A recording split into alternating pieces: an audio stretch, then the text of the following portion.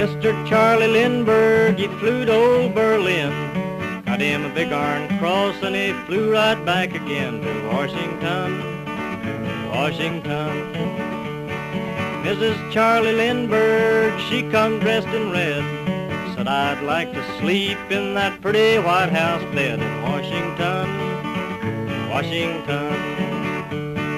Lindy said to Annie, we'll get there by and by, but we'll have to split the bed up with Wheeler, Clark, and I in Washington, Washington.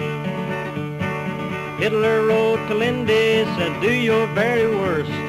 Lindy started an outfit that he called America First in Washington, Washington. All around the country, Lindbergh he did fly. Gasoline was paid for by Hoover, Clark, and I in Washington, Washington. Lindy said to Hoover, we'll do the same as France. Make a deal with Hitler, and then we'll get our chance in Washington, Washington.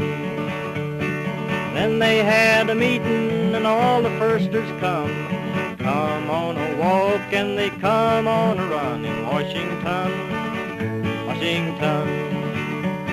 Yonder comes Father Coughlin wearing the silver chain, cast on his stomach and Hitler on the brain in Washington, Washington. Mr. John L. Lewis was sitting straddle a fence. His daughter signed with Lindbergh, and we ain't seen her since in Washington, Washington. Hitler said to Lindy, stall them all you can. Going to bomb Pearl Harbor with the help of old Japan in Washington, Washington. Then on a December morning, the bums come from Japan. Wake Island and Pearl Harbor killed 1,500 men in Washington, Washington. Now Lindy tried to join the army, but they wouldn't let him in. Afraid he'd sell to Hitler a few more million men in Washington, Washington. So I'm gonna tell you people, if Hitler's gonna be beat, common working people has got to take the seat in Washington, Washington.